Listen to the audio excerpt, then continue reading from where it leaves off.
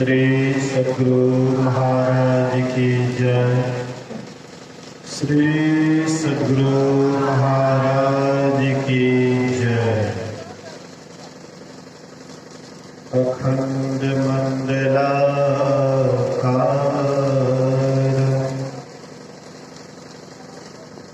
व्याप्तं येन चराचरम् तत्पदं दर्शितं येन तस्मै श्री गुरुवे नमः। धन्य धन्य सद्गुरु सुखदा महिमा कही न जाए। जो कछु कहा तुम्हारी कृपा मौते कछु न बसाए। सर्वत्र सर्वदा वर्तमान सद्गुरु महाराज जी के पावन चरणों में कोटि कोटि नमन। उपस्थित गुरुजन, धर्म प्रेमी सत्संगी बंधुओं, पूजनीय माताओं तथा भक्तिमती बहनों, अभी हम लोग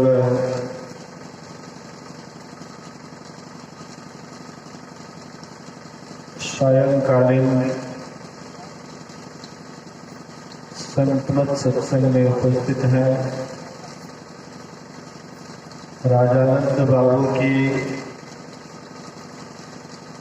माता जी थी ना, माता जी गत वर्ष अपार संसार को छोड़कर नश्वर शरीर का परित्याग कर परलोक सिधार गई। परलोक से मतलब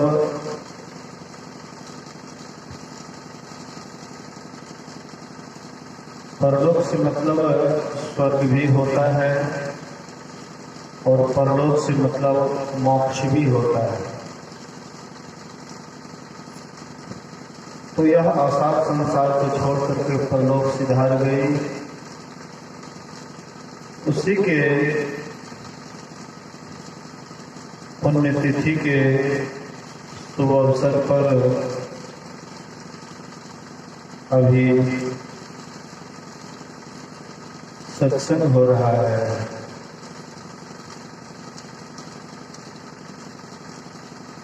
पहले भजन शुरू हुआ। भजन के समय में भी लोग नहीं के बराबर थे। उसके बाद स्तुति विनती प्रारंभ हुआ, उसमें भी लोग नाम मात्र थे। फिर ध्यानाभ्यास भी लगभग 20 से आधा घंटा के लगभग 20 मिनट या आधा घंटा के आसपास ध्यानाभ्यास भी हुआ। इसके बाद हम आप रामचरितमानस से पाठ भी सुन रहे थे। जो न करई भवसागर नर समाज अस्पाय सुकृत निंदक मंदमती आत्म हंगति जाए। मनुष्य का जो शरीर है वह नाव है।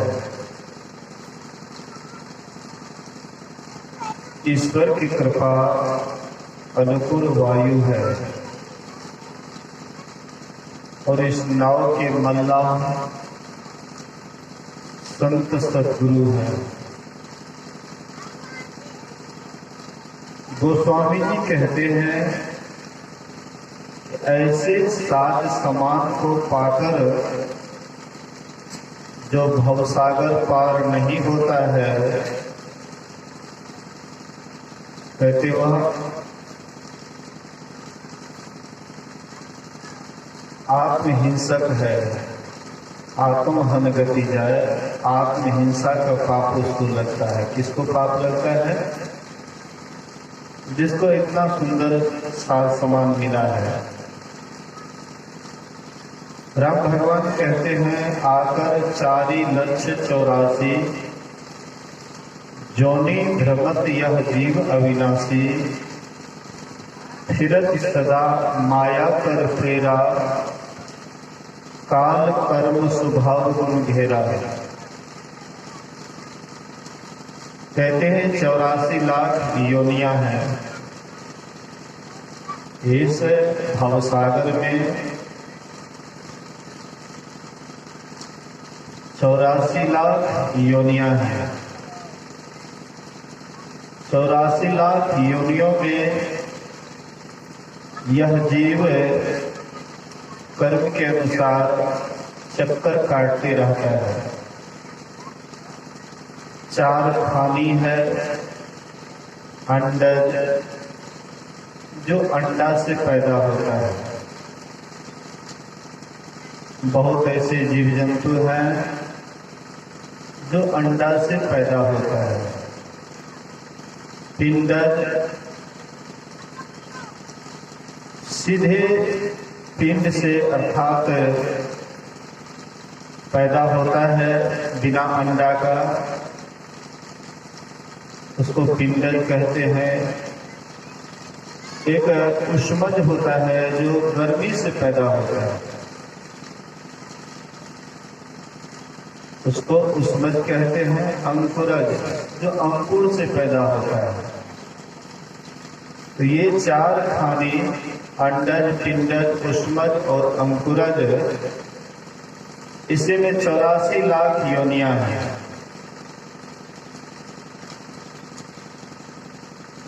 और इस 84 लाख योनियों में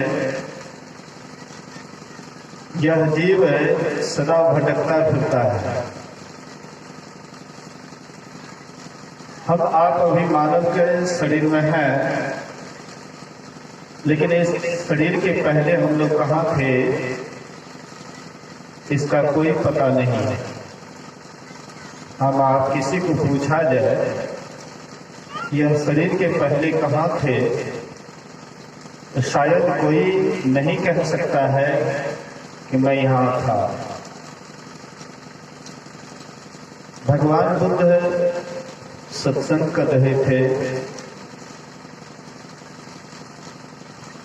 उसी बीच में एक नवयुवती सत्संग में आ जाती है। ऐसे तो नवयुवक या नवयुवती सत्संग नहीं के बराबर आते हैं। जिनके पास में विशेष पुण्य का पूंजी होता है वही सत्संग में पैर देते हैं। कहते हैं गोस्वामी तुलसीदास जी महाराज, यही सर आवत अति कठिनाई, राम कृपा बिनो आहि न जाहि। यही सर मतलब तालाब। इस तालाब में सब कोई डुबकी नहीं लगाता है। हमारे घर के आसपास भी यह सत्संग रूपी तालाब होता है, तो पर भी हम आप इसमें डुबकी नहीं लगा पाते हैं। इसलिए कहते हैं ऐसर आवत अति कठिनाई, राम कृपा बिनु आहि न जाहि। जब तक राम की कृपा नहीं होती है तब तक इस तालाब में हम आप नहीं आ पाते हैं। तो कहते हैं वह युवती आती है और सत्संग सुनने लग जाती है। भगवान बुद्ध बीच में प्रवचन को रोक दिए और पूछ बैठते हैं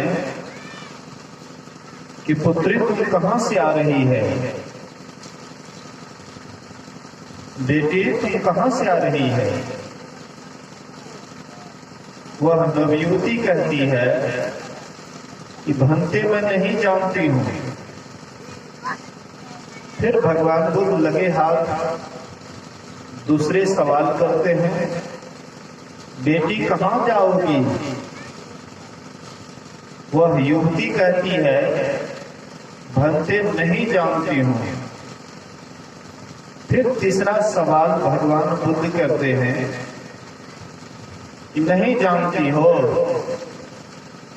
वह युवती कहती, हाँ जानती हूं। चौथा सवाल करते हैं, जानती हो। नहीं जानती हूं। आश्चर्य लगा श्रोताओं को कि ये युवती भगवान बुद्ध से भी मजाक कर रही है। भगवान बुद्ध जो पूछते हैं सीधा सीधा उत्तर देना चाहिए, न कि बात को घुमा फिरा करके भगवान से भी मजाक करती है। श्रोताओं के मन में शंका होता है, संदेह होता है। भगवान बुद्ध कहते हैं, पुत्री मैंने तुमसे क्या पूछा और तूने क्या जवाब दिया। बोले कि भंते आप तो सब कुछ जानते हैं, फिर मुझसे क्यों पूछते हैं। बोले बेटी मैं जानता हूं, लेकिन यहां पर श्रोताओं के मन में संदेह है, शंका है। लोग शंका तुरंत कर लेते हैं। अच्छाई को लोग कम देखते हैं और बुराई को ज्यादा देखते हैं। जिनके पास जैसा दर्पण होता है, दर्पण के ही अनुसार हम आप एक दूसरे को निहारते हैं। तो संदेह तो तुरंत होता है, लेकिन सच्चाई बाद में दिखाई पड़ता है। तो कहते हैं, भंते आपने पहला सवाल किया कि पुत्री कहां से आ रही है, तो आप तो जानबे करते हैं मैं फलाना मालाकार की लड़की हूं, फूल तोड़ने के लिए आई थी और फिर यहां से जाऊंगी तो घर जाऊंगी।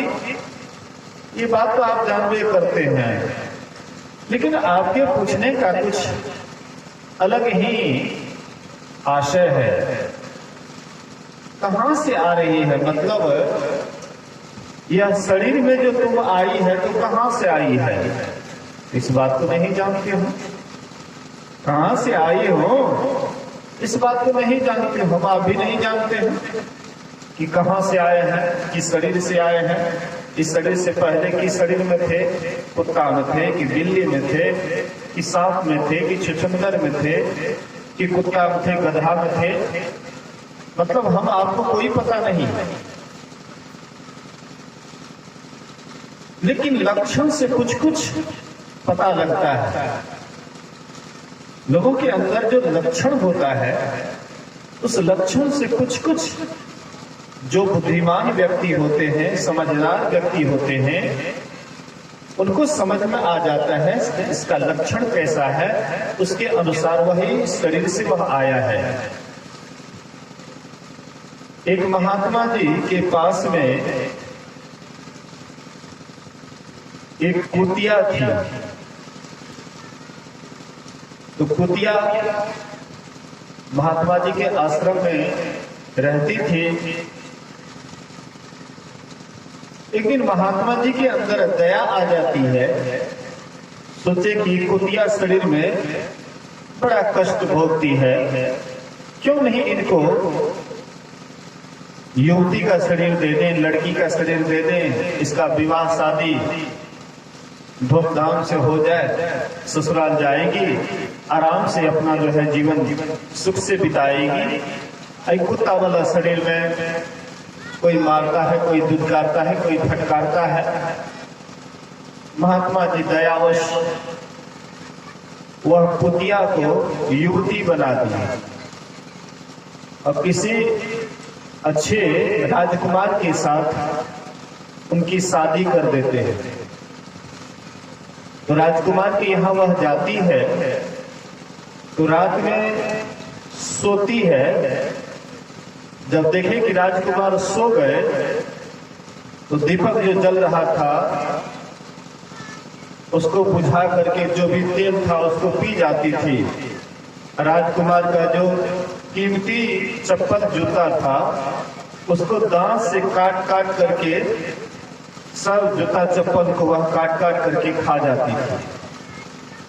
राजकुमार को होता था कि आखिर इस घर में आता है कौन और इतना कीमती जूता चप्पल को खराब कर देता है। संदेह होता था, फिर भी सोचे नहीं ऐसा तो नहीं होना चाहिए। कुछ दिन तक जब ऐसा हुआ, नया नया चप्पल लाते थे और काट करके खा जाती थी। एक दिन ये सोने का बहाना कर लिए राजकुमार। हाँ, जैसे सो जाते हैं, खराटे लेने लग जाते हैं, लंबा श्वास लेने लग जाते हैं। राजकुमार जानबूझ करके लंबा श्वास लेने लगे तो सोचती है सो गया। दीपक को बुझा करके तेल थोड़ा ठंडा होता उसको पी गई। उसके बाद जो जूता चप्पल था उसको दांत से काट काट करके खाने लगी। अब राजकुमार उसको पकड़ता है और लेते आए महात्मा जी के पास। महात्मा जी से कहते हैं महाराज, हाँ हम पे आपकी बात को मान करके इनसे हम शादी कर लिए, लेकिन इसका तो ऐसा ऐसा लक्षण है। महात्मा जी बोले कि इसके लायक ही नहीं है। फिर इसको वही बना देते हैं, फिर उसको पहले जैसे कुतिया बना दिया। मतलब हम आप ही कहां से आए हैं कुछ कुछ लक्षण से पता लग जाता है। तो भगवान बुद्ध कहते हैं कि बेटी कहां से आ रही है? बोले कि भंते आप तो जानते हैं मैं फलाना मलाकार की लड़की हूं, मैं घर से आ रही हूं, लेकिन आपके पूछने का आशा है कि आप शरीर में जो आई है तो कहां से आई है? बोले कि भंते इस बात को तो मैं नहीं जानती हूं, हम आप भी नहीं जानते हैं। कहां जाओगी, कहां जाएगी? बोले इस बात को भी नहीं जानती हूं, कहां जाऊंगी? शरीर छूटने के बाद कहां जाऊंगी इसका भी हमको पता नहीं है। फिर लगे हाथ पूछते हैं क्या नहीं जानती है? यह शरीर एक दिन छूटेगा, क्या इस बात को नहीं जानती है? हाँ भंते ये बात को जानती हूँ कि एक दिन यह शरीर छूटेगा, इस बात को भली भांति जानती हूँ। कौन नहीं जानते हैं इस बात को? एक दिन शरीर छूटेगा, इस बात को कौन नहीं जानते हैं? ये बात तो जानती हूँ कि एक दिन शरीर छूटेगा, जानती हो, मतलब यह शरीर कब छूटेगा इस बात को जानती हो? नहीं जानती हो। हम आपको भी पता नहीं है यह शरीर कब छूटेगा।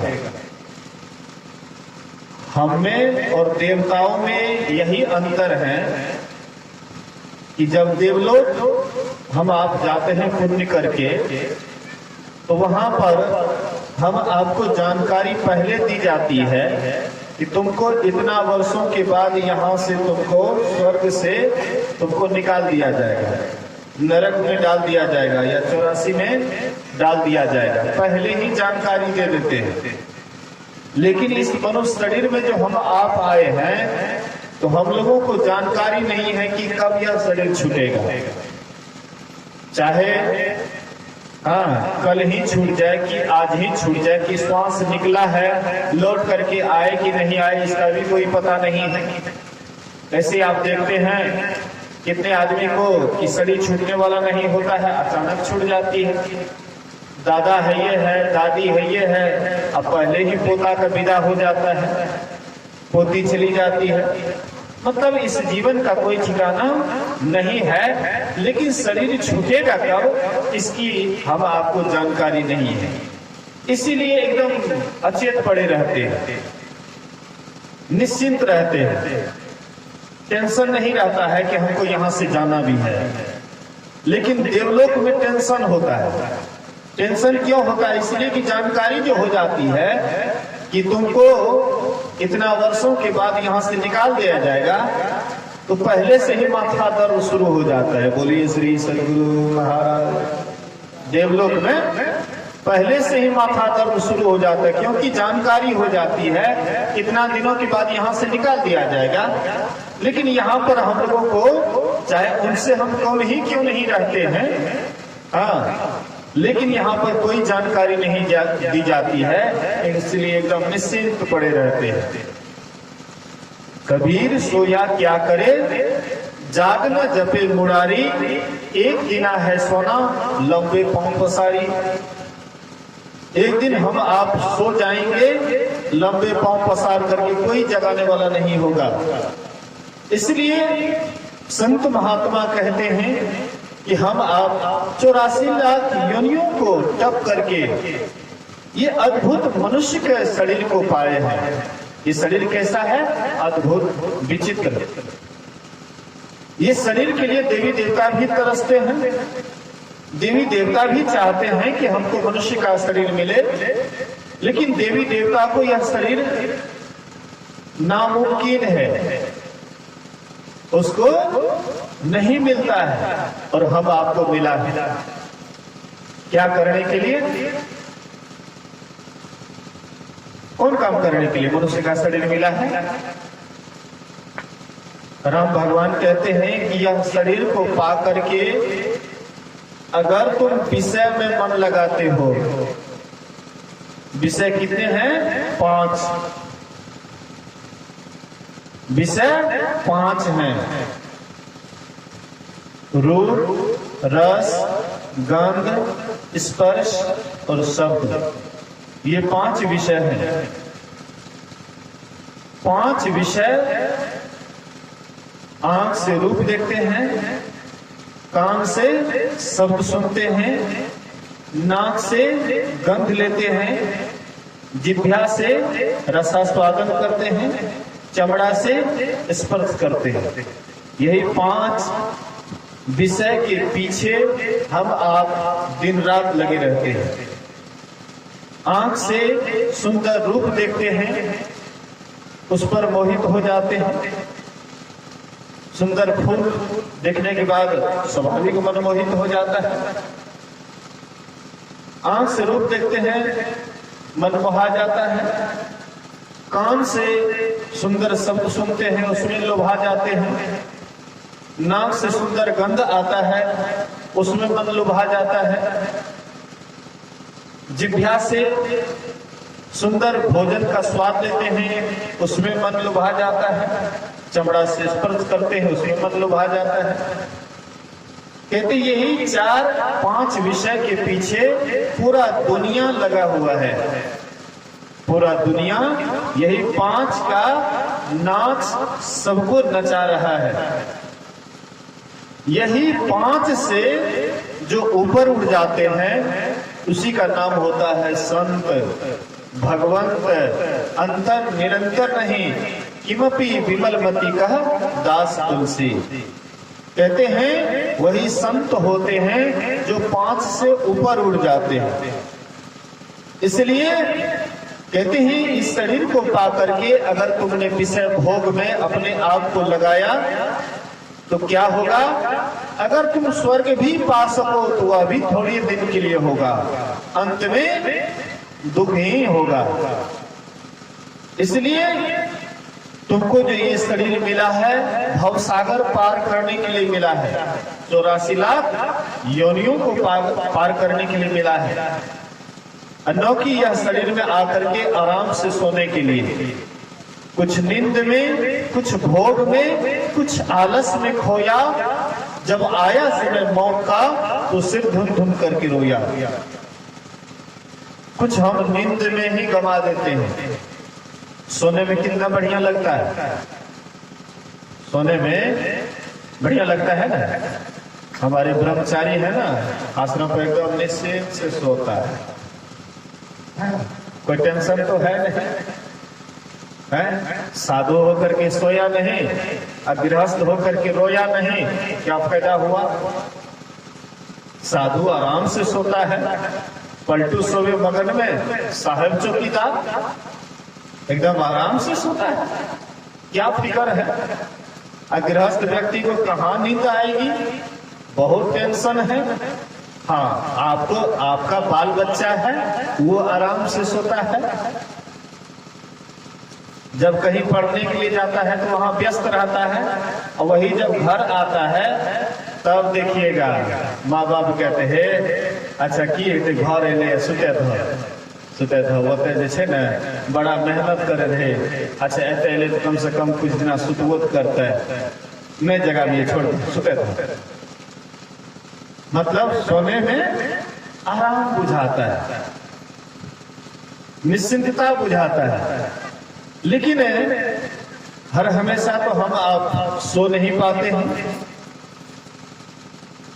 इसलिए महापुरुष कहते हैं कुछ नींद में, कुछ भोग में, कुछ यह पंच विषयों के भोग में हम आपका समय बीत जाता है, कुछ आलस में खोया अलसा जाते हैं।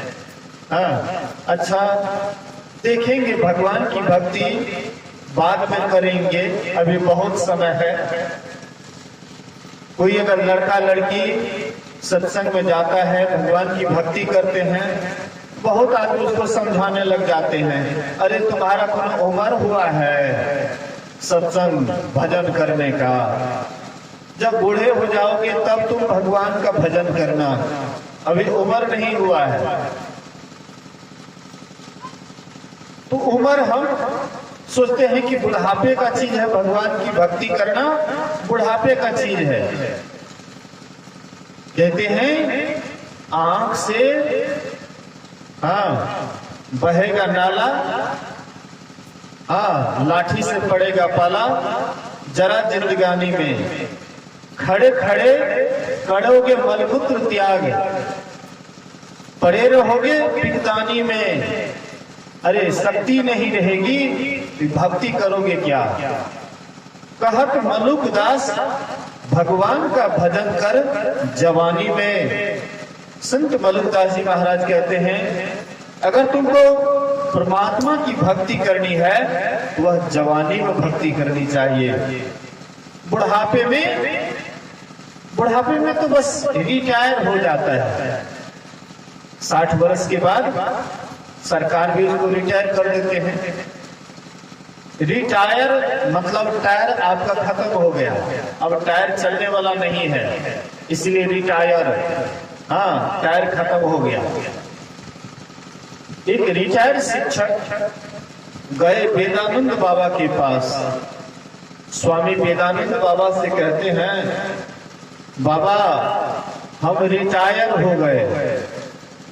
तो बाबा कहते हैं आपका टायर तो खत्म हो ही गया है, कम से कम रीम को बचा लीजिए। रीम अगर सुरक्षित रहेगा फिर न्यू टायर चढ़ेगा, और कहीं रीम ही खत्म हो जाए तब नया टायर कैसे चढ़ेगा।